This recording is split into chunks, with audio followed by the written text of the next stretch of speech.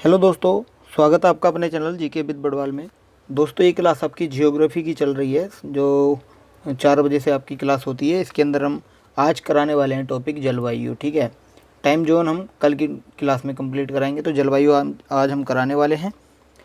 कल हमने एक क्वेश्चन दिया था होमवर्क में, उसका कुछ कमेंट भी आया था। एक थे गगन गौतम और एक स्टूडेंट थे स्वीटी। ठीक है, इन्होंने कमेंट किया था, उसका आंसर क्या था। आंसर बिल्कुल करेक्ट था। उसके बारे में बता देता हूँ कि क्वेश्चन क्या था। तो क्वेश्चन था आपका, भारत के किस राज्य का सबसे लंबा समुद्री किनारा है। ठीक है, ये आपका क्वेश्चन था।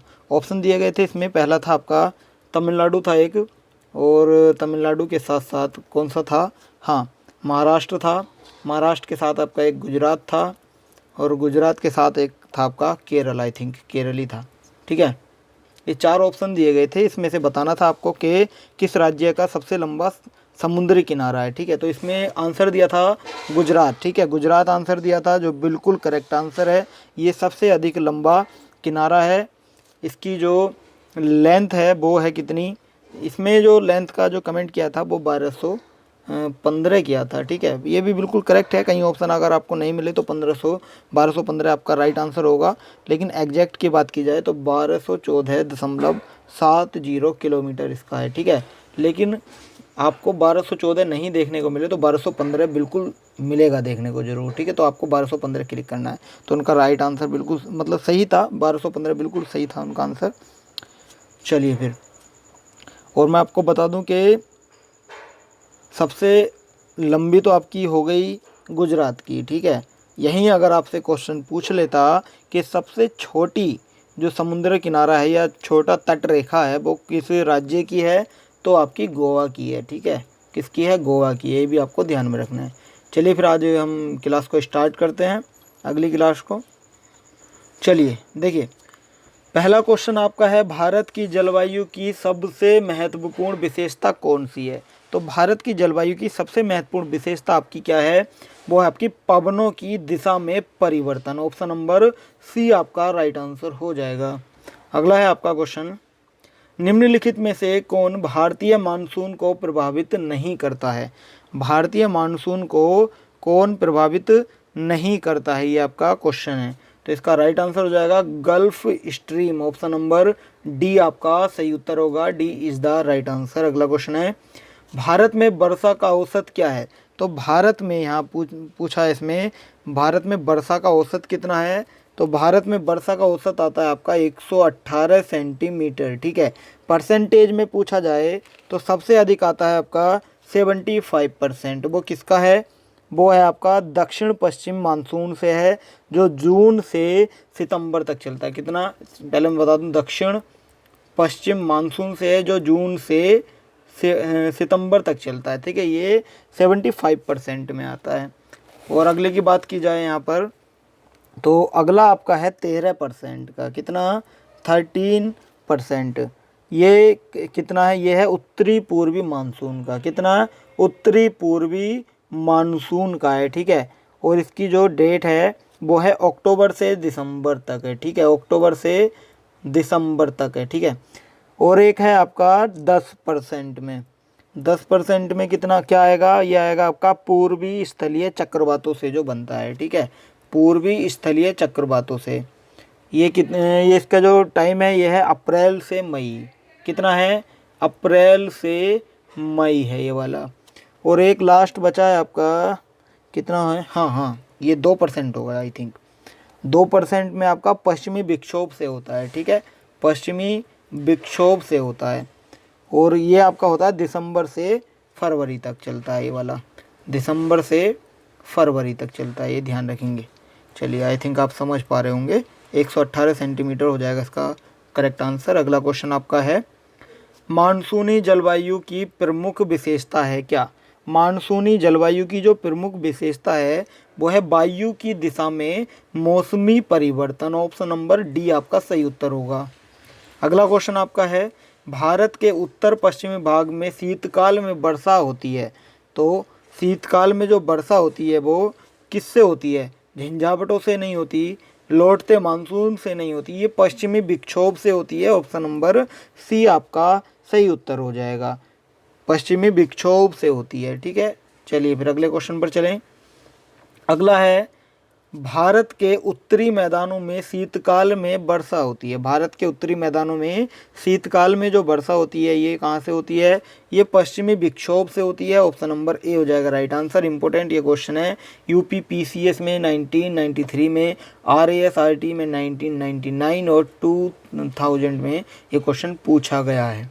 चलिए अगला क्वेश्चन है, आम्र वर्षा जिसे मैंगो शावर भी कहते हैं, इसका मतलब क्या है? ये कब होती है? देखिए, आम्र वर्षा क्या है? सबसे महत्वपूर्ण क्वेश्चन, आम्र वर्षा क्या है?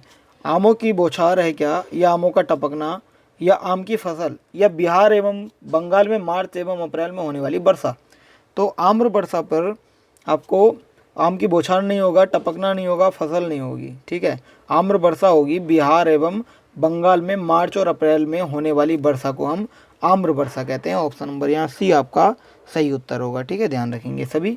अगला क्वेश्चन आपका है, भारत में वर्षा का आधिक्य होते हुए भी यह देश प्यासी धरती समझा जाता है, इसका कारण क्या है? तो इसका जो मेन कारण है वो है वर्षा के पानी का तेजी से बह जाना। ठीक है, वर्षा का पानी शीघ्रता से भाप बनकर उड़ जाता है, दोनों बिल्कुल। चलिए तीसरा भी देख लेते हैं, वर्षा का कुल भाग कुछ थोड़े ही महीनों में जोड़ होना, बिल्कुल ये तीनों ही राइट होंगे आई थिंक।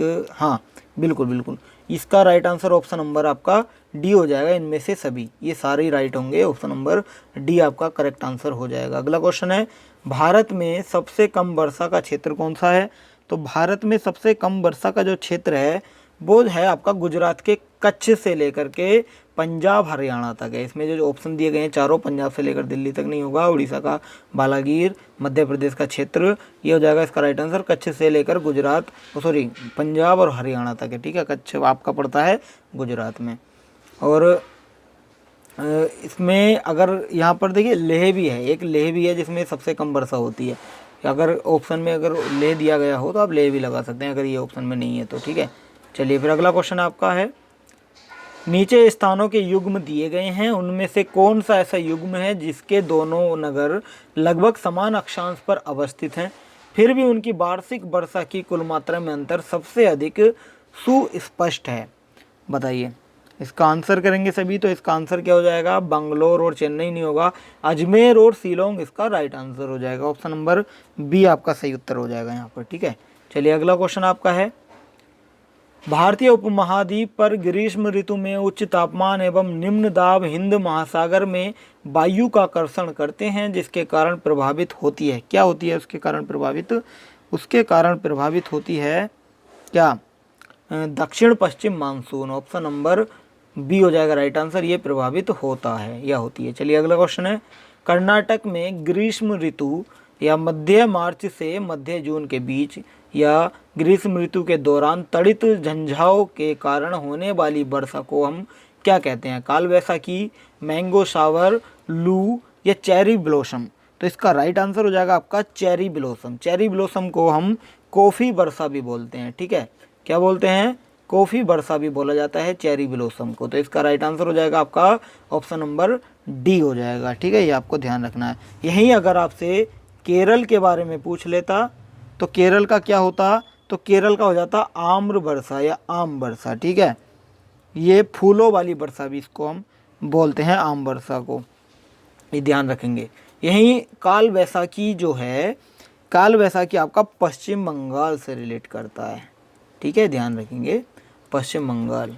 चलिए अगला क्वेश्चन आपका है, भारत के उत्तरी पश्चिमी मैदान में पश्चिमी विक्षोभ से जाड़े में होने वाली वर्षा की मात्रा क्रम से कम होती जाती है।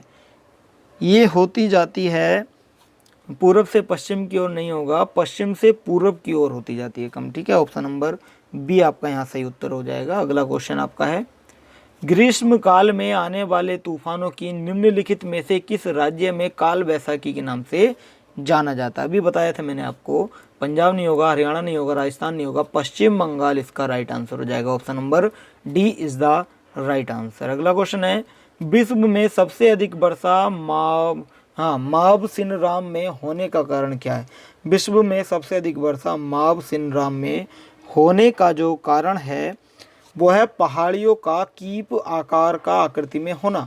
ऑप्शन नंबर ए हो जाएगा राइट आंसर, पहाड़ियों का कीपाकार आकृति में होना। अगला क्वेश्चन आपका है, दक्षिण पश्चिम मानसून से संपूर्ण भारत में कुल कितने प्रतिशत वर्षा मिलती है? दक्षिण पश्चिम मानसून से कुल मिलती है 80%, ठीक है। ऑप्शन नंबर 40% नहीं होगा, 75%, 90, 100। देखिए यहाँ आपको 80% नहीं मिलेगा तो आपको 75% मिलेगा। ऑप्शन नंबर यहाँ बी हो जाएगा करेक्ट आंसर, ठीक है। 80% या 75%, इन दोनों में से ऑप्शन आपको देखने को मिलता है, ये आपको ध्यान रखना है।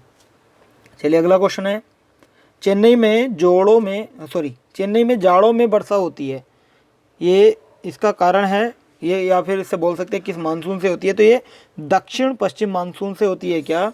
नहीं होती है, ये उत्तरी पूर्वी मानसून से होती है। ऑप्शन नंबर बी हो जाएगा राइट आंसर। अगला क्वेश्चन आपका है, चेन्नई की जलवायु कोलकाता की जलवायु की तुलना में गर्म क्यों होती है जबकि दोनों स्थान समुद्र तट पर स्थित हैं?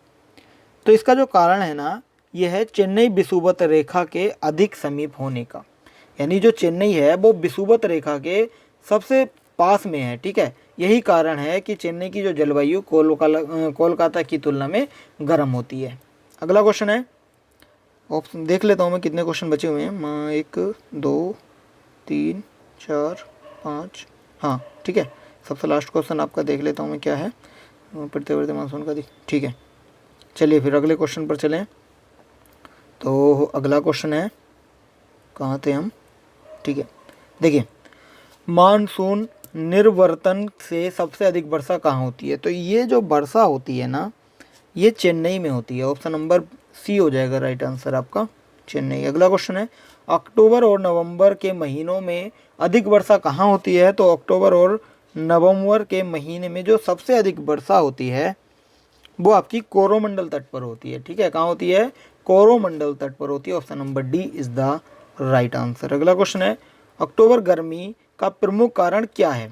अक्टूबर गर्मी का जो प्रमुख कारण है वो है भारत के गंगा मैदानों में निम्न दाब सिस्टम, गलत हो जाएगा।